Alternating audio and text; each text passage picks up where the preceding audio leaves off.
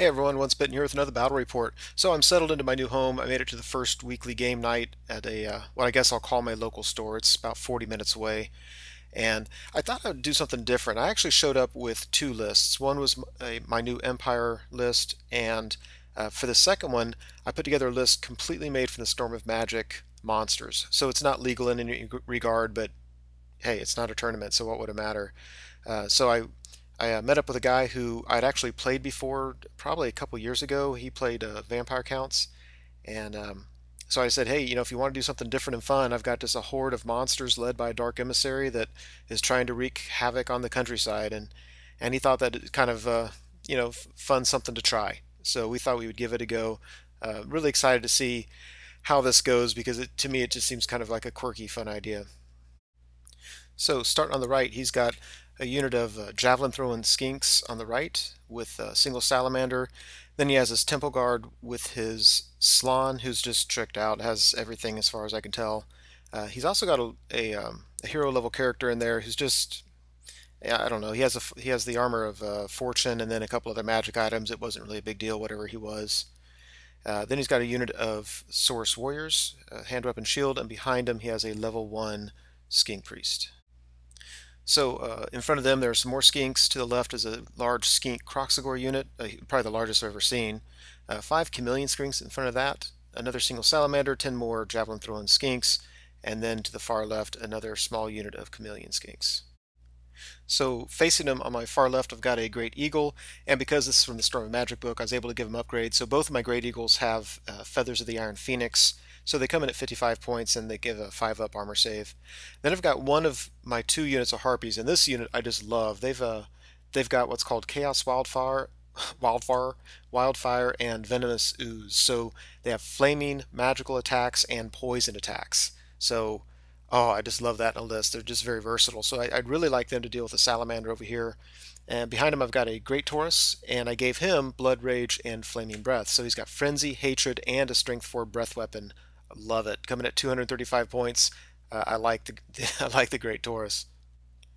So on the other side of the difficult terrain, I've got 3 Dragon Ogres, which I think is kind of funny because I actually have 3 Dragon Ogres and I couldn't find one of them. So I'm using a Minotaur there in the middle. Behind him, got a unit of Harpies. This unit has Killing Blow, which I like the Storm of Magic options here. I've got an Ancient Stegodon, I've got a Gorgon, and then I have a Griffin. The Griffin's kind of a weird one. He's 205 points, but I was able to give him that includes 2 extra attacks. He has a tail attack and a chomp attack with little benefits with them, and then he also has Always Strikes First. So he's 6 attacks, Initiative 5, Weapon Skill 5, Frenzy, and Hatred. So yeah, I like that Griffin there. And then in the woods, if you look to the very right, I've got a cheap unit of 5 Chaos Warhounds. Now behind the Harpies, I have my Dark Emissary. I'm using my Great Brave Shaman model for it.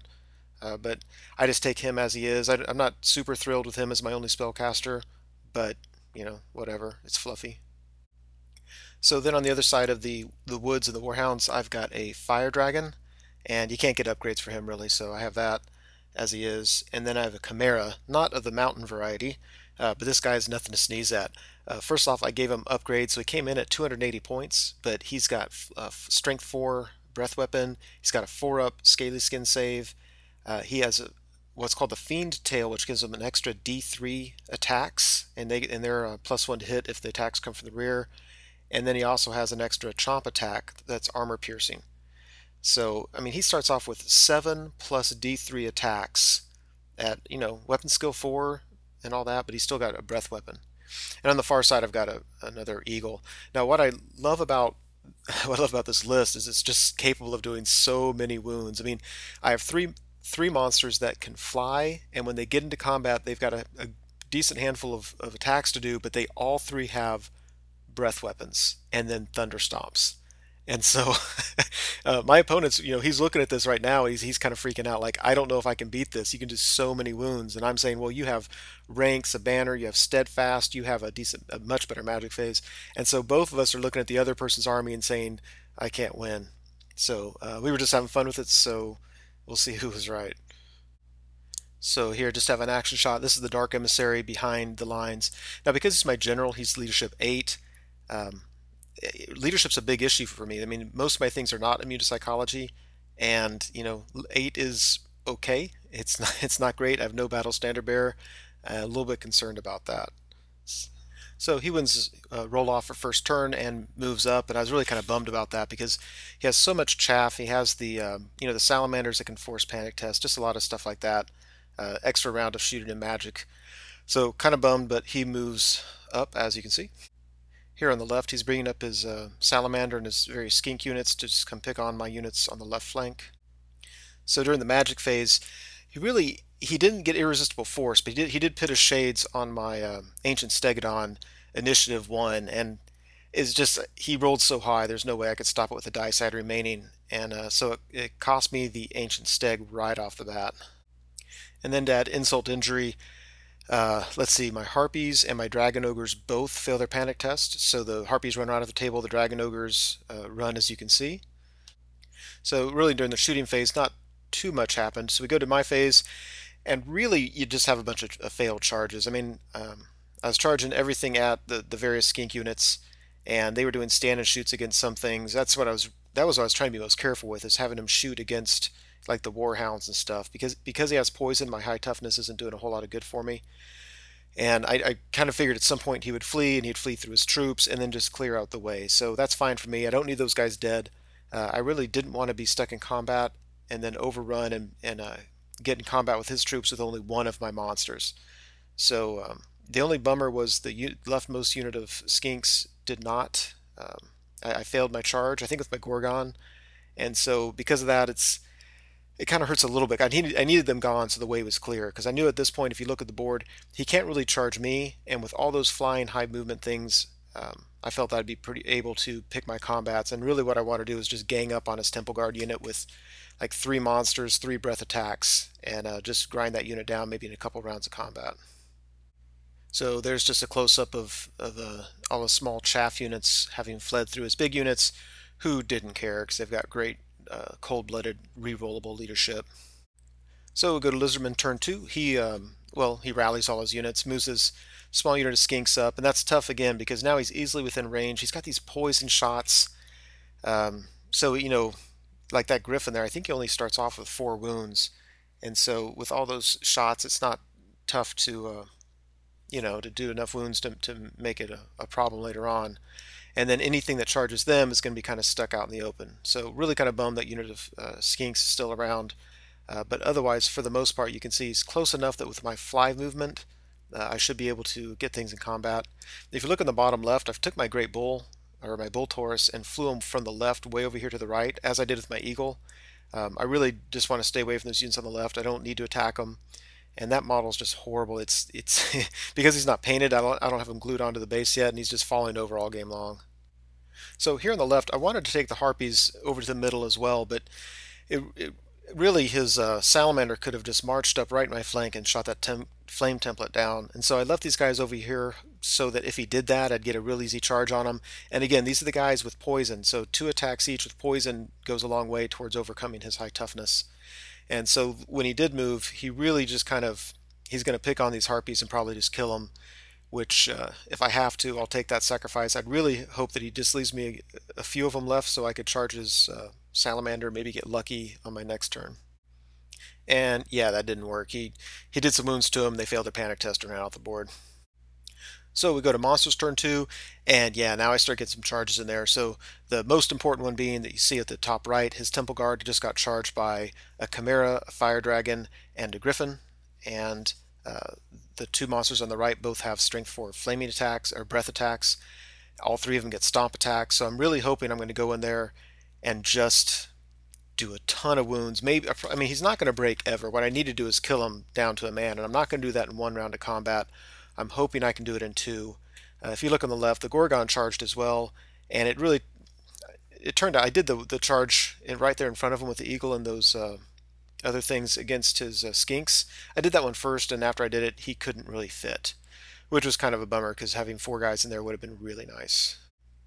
Yeah, so this is what I'm excited about. They won't even fit in there because the wings are so big, but yeah, it's awful pretty from my perspective. It can't be all that pretty from my opponents. Here on the right, really frustrated with this Great Eagle. I was hoping he could charge his Salamander and get that thing off the board. I know that if we get into a fight, it's not going to be an easy one because I only have 2 attacks, and Salamander's going to, like be toughness 4, strength 5. So, but I really needed him. I need to get that stupid thing off the board because it could really hurt me.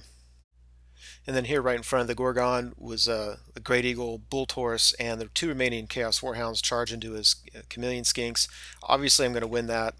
The problem is my Great Bull Taurus has to overrun, and it's really going to set up for a flank charge for my opponent, which is just kind of bad. I need to get combo charges in there. I can't allow him to pick me off one at a time. And then after all my excitement here on the right-hand side, I couldn't believe it. His Temple Guard just absolutely went to town. Now my Griffin only had 2 wounds left. They took the final 2 wounds off him, and then he was actually able to kill my Bull Taurus as well. I was like, wow. So, I mean, obviously I did a lot of wounds to him, but I'm kind of done now. Like, I don't have anything else to offer. There's so many of my units that are redirectors chaff. The Bull Taurus would be wonderful to get in here, and the Gorgon would be wonderful to get in, but I'm not going to be able to combo charge them in. So just really, really surprised. I mean, I won combat. I killed a bunch. He was steadfast and stuck, and now, yeah, he's going to probably kill that dragon his phase, especially if he can support it with a good magic phase. And here in the middle, yeah, obviously we made very, very short work of the Chameleon Skinks. The Great Eagle overran into the Croxagore unit, which is actually kind of nice. I mean, that eagle's 1 wound away from dying anyway, so it really it keeps him from charging on his phase. Even if he kills my eagle, which with 1 wound he's going to, he can't overrun into the flank of that Bull Taurus. The warriors are going to go into the Bull Taurus, and I really don't think there's a whole lot I can do there. My hope is if he can just hold that unit up for a turn, and then maybe on my turn, if I can get enough supporting in there, I might be able to do something. Yeah, I don't know. I think it's pretty much sunk at this point anyway. So we go to Lizardmen turn 3, and yeah, he charges, as you can see. I mean, no real surprises here. My Eagle's already in a fight with his Skinkagore unit. His Source Warriors come into my Bull Taurus, who could not flee because he's frenzied. And of course, the dragon is still tied up in combat with his Temple Guard. And then his shooting units, if you look on the upper right, are going to go up, pick on my Eagle. And on the left, you can see he has Skink units coming around to the side to pick on my Gorgon. So here's just a close-up of it. Yeah, I really have no chance in either combat. I mean, first of all, he's probably just going to kill these things outright, but his static combat res of charging banner 3 ranks, I think is going to be tough to overcome. Then, of course, we have the Slaan magic phase, which that's what really, really sealed the deal. I mean, he was casting things left and right, and I really just couldn't stop it. Here, I forgot what he lowered here. I remember thinking he was going to lower the toughness of the Gorgon, and maybe that's what it is. I just don't remember. But the shooting put 3 wounds on this thing, so it's close to death anyway. And then, of course, over here in the main combat, yeah, I know he lowered the initiative of the dragon. There it was. He lowered the toughness of the dragon, and I think he lowered the movement of the Gorgon. I don't know, whatever it was. But the dragon's now is just lame. I mean, he's got a toughness such that my opponent's wounding in like 2s. So yeah, that dragon's going to be toast. So after combat, the combats on either side I wasn't surprised about. The eagle died, obviously. The dragon died, which after the magic phase I knew was going to happen. Oh, and I forgot to mention he also got Occams. So you can tell he got 4 spells off that turn. I tried to dispel one of the first ones and failed it, and then he got everything off. It was just awful. But there in the middle, I was really surprised. That Bull Taurus held up. I think I only took 1 wound, and he did quite a few in return. I think I actually won that combat, but of course he was steadfast. But it really did give me respect for this Bull Taurus and what he might be capable of. And of course the problem is that the whole board looks like that. I don't have anything left. Like, all my monsters went in there. I mean, how nice would it be to still have the Stegodon, to have the Dragon Ogres, the Harpies to redirect and stuff like that. As it is, yeah, I just, I've got the Gorgon actually probably could have gone in if the Warhounds weren't in the way to the Source unit, but they still would have been steadfast and just would have set up counter charges anyway. So, yeah, just really kind of in a bad position here with the monsters. So, I mean, there really was nothing else to do except just to charge him in. He really could only charge the the Temple Guard unit, and it's just too little too late. On a whim, I decided to exchange all my attacks for the Killing Blow attack directed against his hero level character, and it actually went off, which I thought was cool. I think it's the first time it's never happened to me. I was striking at the same time as the hero, and he did 2 wounds to me, and I got Killing Blow on him. But then it only regenerated 1 wound for me, so I'm sitting on 4 wounds out of I believe 5, and then the rest of his Temple Guard just killed him outright. Now, one thing you may have noticed is you haven't really seen my Dark Emissary around much. Basically, I've been keeping 24 inches away from his Slaan, because if I'm within 24 inches, any sixes I roll when casting spells do not count. And so he's just been in the back trying to buff the units through the Lore of Shadow, and obviously I'm just really failing the whole magic phase. I mean, my opponent, I know he's Slaan led, but he's just really dominating the magic phase. And on mine, the only time when it really mattered was when my monsters charged into the Temple Guard, and I got the toughness hex on him, which would have been awesome with all those strength 4 breath weapons, but he had a scroll and stopped it. So for the most part, he's just hanging here at the back, just trying to be helpful and failing at it.